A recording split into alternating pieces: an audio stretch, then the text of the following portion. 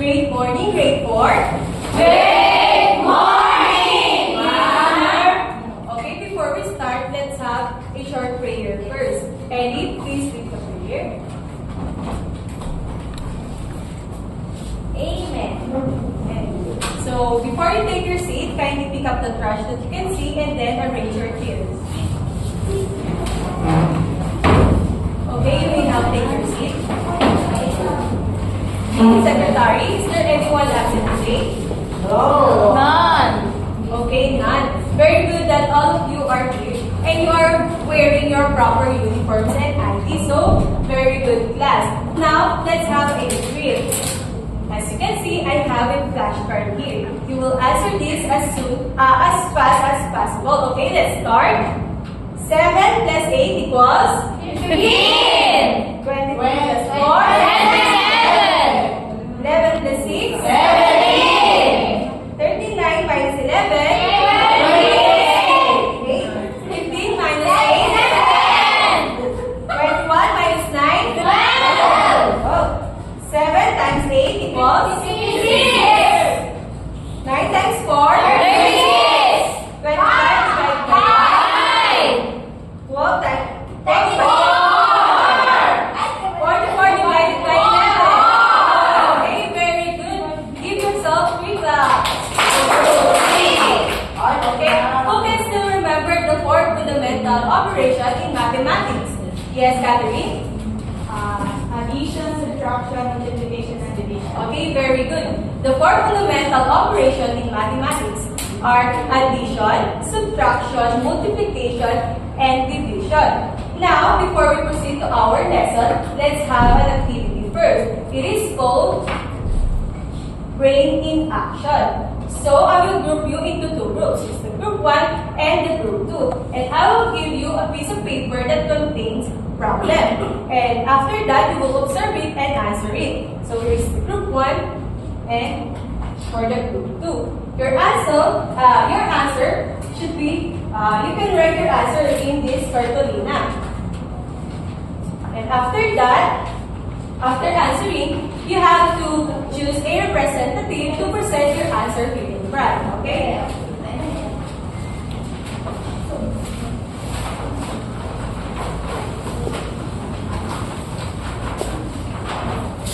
Okay, you may start answering now.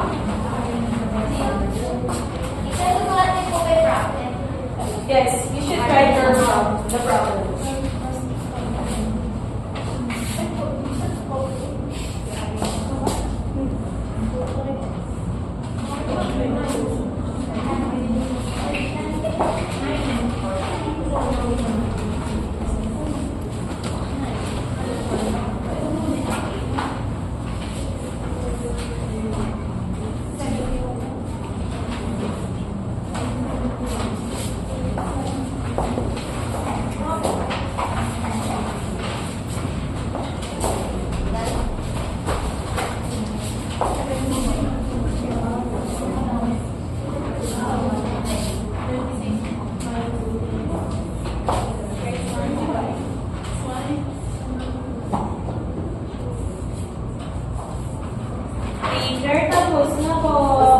Remember that you have to speak in English when we are Teacher, we are done. Okay, let's wait for the group 1.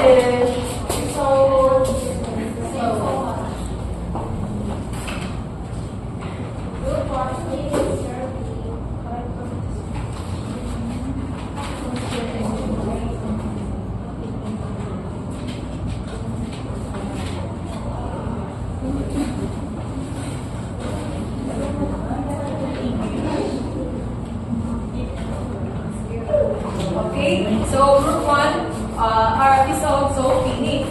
So group 1, please have your representative come here in front.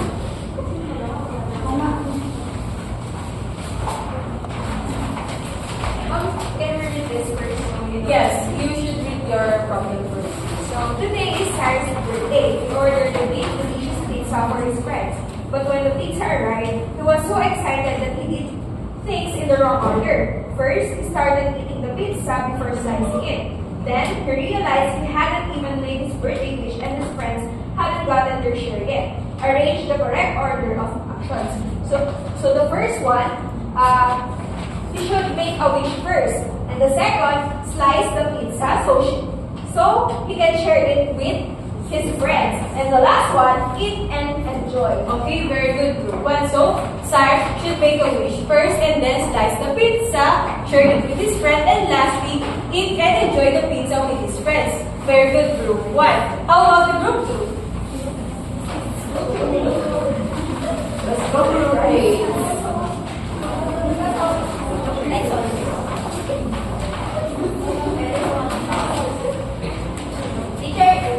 Our problem is number problems. So the number 12 times 4 is equals to 48. 81 divided by 9 is equals to 9. 57 plus 14 equals 21 and 36 minus 11 is 25. Okay, very good, group 2. So, your answers are all correct. You may now take your seat. So, give yourself 3 claps. Okay. Now I have a question. So, what happened when Sar didn't follow the correct order of action? Yes, Dean? Sar's party became a mess. Okay, so Sar's party became a mess because he didn't follow the correct order of action. So why do you think it is important to follow the correct order? Yes, Shaira? Teacher to, so that all of his friends got pizza without pizza. Yes, very good. So his friends can have a pizza and also to avoid making mistakes. So we have to follow correct order to avoid making mistakes. And when solving math problems with many operation, how can we know which operation should we do first? Yes, Abby? Teacher, maybe what is in the first given, we will, it's add or it's minus, we do that. It's like how is the given. I just think, it's just my idea too. Okay, thank you for that idea, Ellie. Do you think, just like in the pizza story, there's also a rule or a correct order to follow when solving math operation? Yes. Okay. So just like in the pizza story, there's also a rule to follow when solving math operation when solving math equation with many different operations. And it is called order of operation or MDAS. Do you have any idea what MDAS is? No. MDAS stands for multiplication.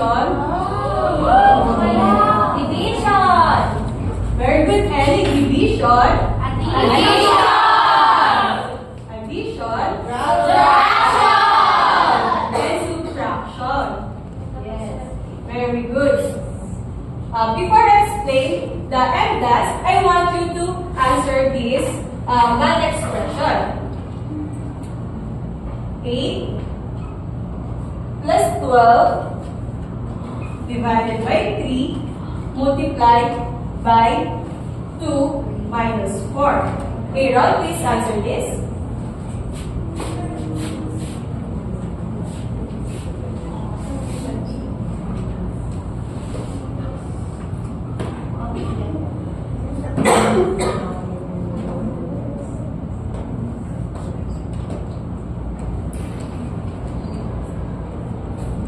Hindi mo pwede ito, 20 divided by 3 po. Okay, just think of any number that you can.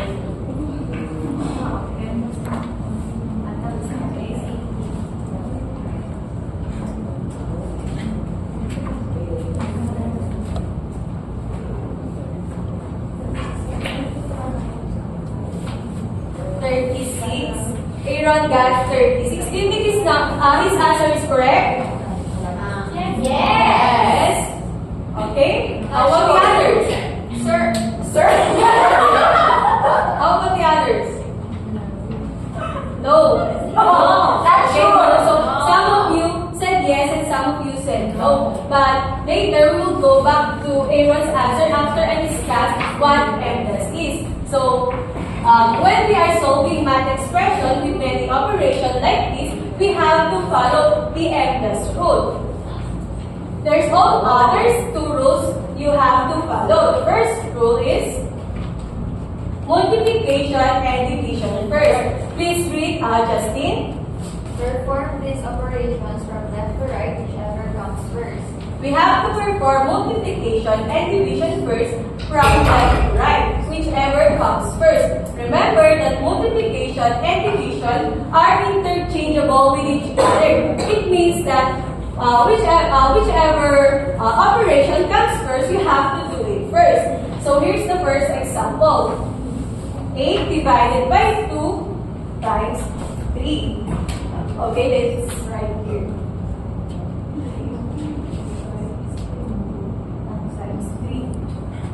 What operation was written first? Division. Division, so we have to divide first. 8 divided by 2 is equal? 4. And multiply by 3? 12. So the answer is 12. Next example is 10 times 4 divided by 5. What operation should we do first? Multiplication. Multiplication, very good. 10 times 4 equals? 40. Divided by 5? 8. So, 10 times 4 divided by 5 is equals to 8. Very good, class. Here's another rule we have to follow. Addition and subtraction next. Please read, Giselle. After completing all multiplication and division, perform addition and subtraction from left to right, whichever comes first.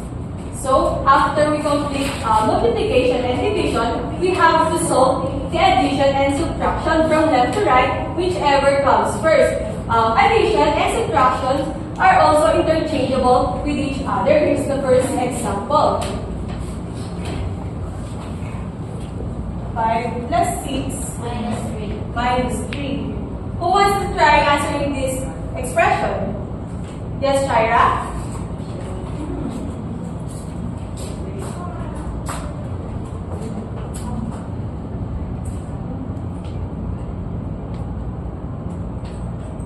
Okay, please explain how you got the answer 8. In the number problems, addition comes first. So I did solve the addition. 5 plus 6 is equals to 11. Then the subtraction is the second operation. So 11 minus 3 is equals to 8. Okay, very good, Shaira. So, Shaira's answer is correct. Here's another example. 20 minus 9 plus 4. Who wants to answer this? Yes, Joanna?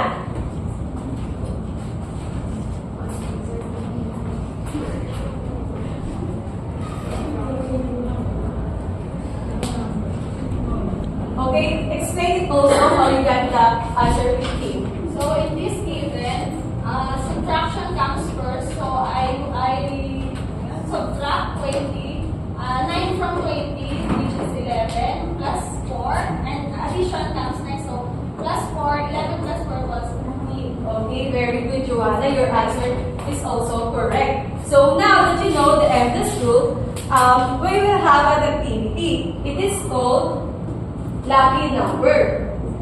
So as you can see, I have a dice here. I will roll this dice, and whatever number the dice lands will be the counting number. You will count aloud, and the students for the count end will choose math problem here in the box. And after that, she or he can now solve on the board. So let's start.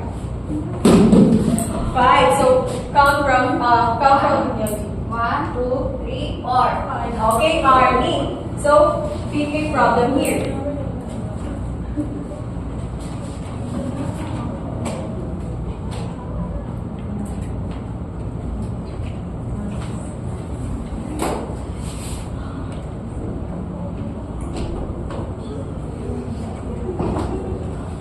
Okay, you can answer it.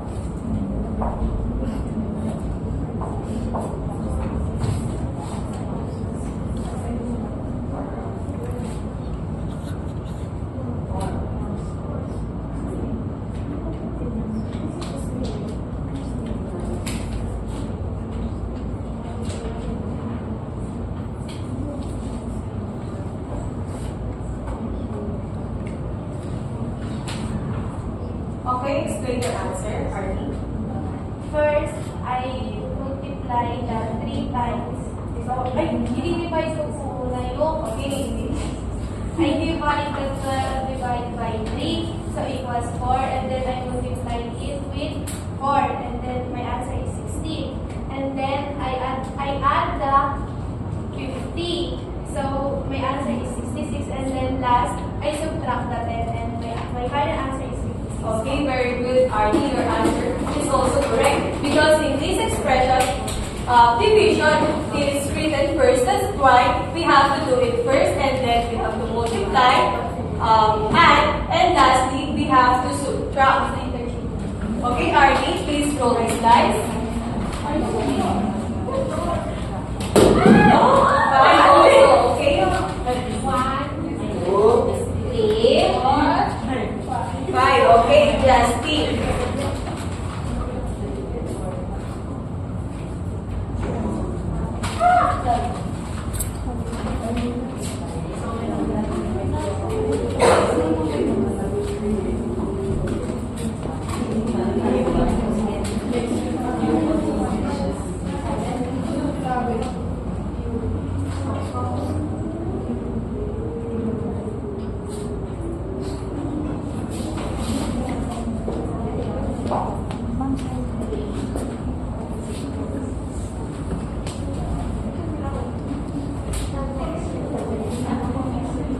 Do you think Justin's answer is correct?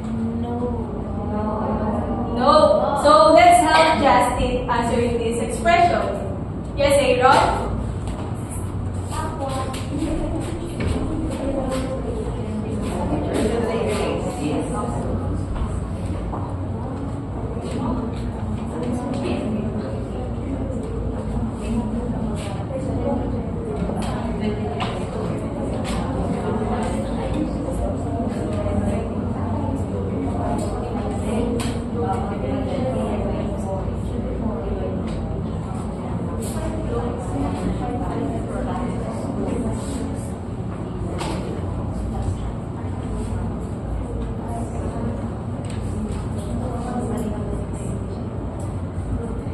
Am I right? Okay, let's check if Aaron's answer is correct. So, first, he divided 20 by 4. So, the answer is 5. And then, he multiplied 5 by 2. And he got 10. After that, he added 3. So, the answer is 30. Very good, Aaron. Okay, Aaron, you may roll that.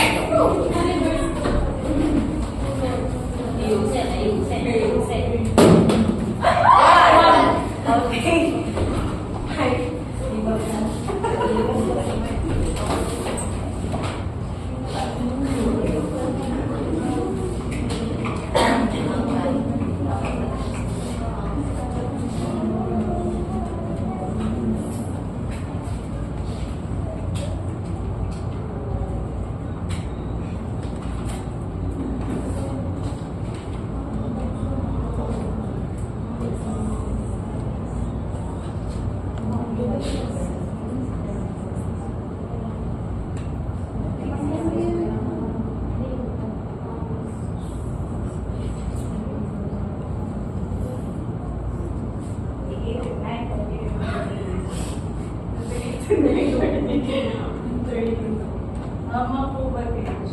Okay, explain how you got the answer to like 30. So first, I divided 6 divided by 2 is equal to 3.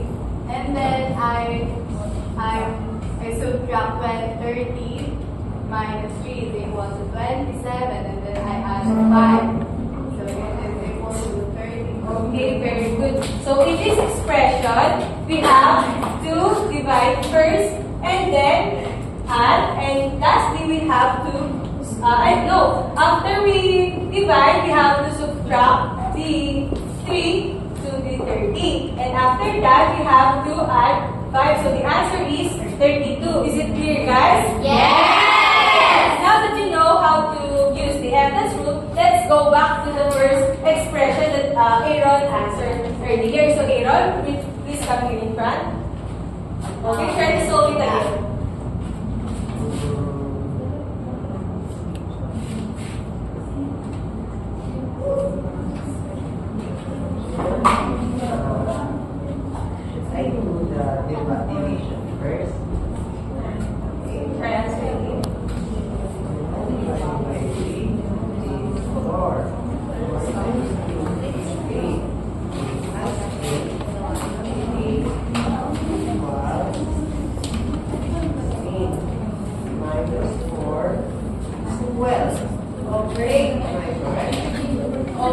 Now, Aaron's answer is 12. He divided first because division is written first. 12 divided by 3 is 4. After that, you have to multiply it by 2. 4 multiplied by 2 is 8. And 8 plus 8 equals 16. 16 minus 4, 12. Now, Aaron's answer is correct. Very good. So, how should we remember when we are solving math expression with many different operations? Yes, Ellie? We should follow the orders of operation, which is MDAS. Okay, what are the two rules that we have to follow? Yes, Shaira? Teacher, the first one is you have to solve depending on which operation is written first. For example, if the multiplication is written first than the division, so you should multiply it. And the other one is addition and subtraction. So if they are also interchangeable. Okay, very good, Shaira. So, why do we think it is important to follow the order of operation when we are solving math problems? Yes, Joanna? To avoid confusion and to get the correct and right answer. Okay, that's right. We have to follow the correct order of operation or the MDAS to have the correct answer and to avoid mistakes. Now, let's have, now I prepared math problems and you will answer it on your math notebook. So here's the first problem. Are you finished? Yes! Here's the other one. Are you finished? Yes! Okay, let's try solving this. Jean, please answer the problem number 1.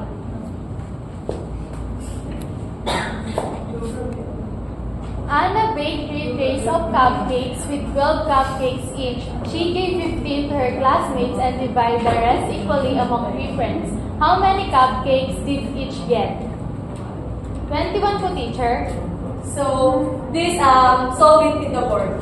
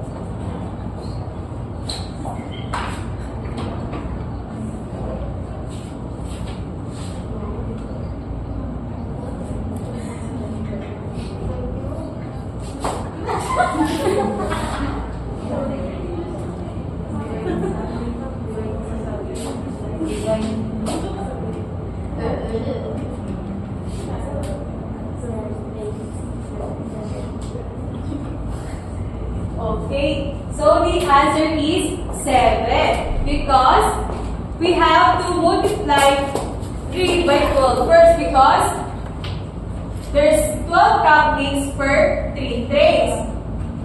And then, so we have the answer 36. After that, we have to subtract 15. And then, lastly, we have to divide it to 3 friends. So the answer is 7 cupcakes. The next one. Who wants to try? Yes, Aaron.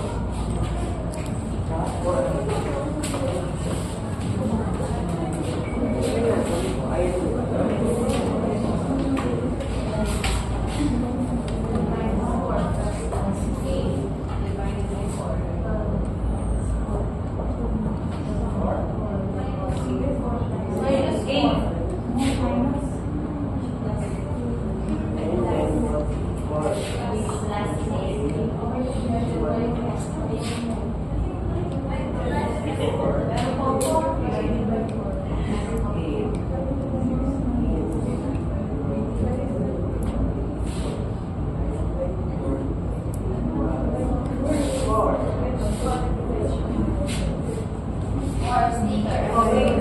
Okay, explain your answer, Aaron. So first, I just minus that so Bella bought 12 stickers and she gave 4 to her friend. So it is subtraction. So 12 minus 4 is 8. And then she bought 8 more. The remaining is 8 and she adds 8. So equals to 16. And then she equally divided the 16 stickers into 4 small envelopes, which equals to total of 4. Okay, very good, Aaron. Your answer is correct. So now, let's have a quiz. You have to solve each problem using the correct order of operation or the M task. You will write your answer on one whole sheet of paper. Okay, you may start now. Are you finished? Yes! Here's the last question. Are you finished? Yes! If you're all finished, you can pass your paper in front and I will check it later.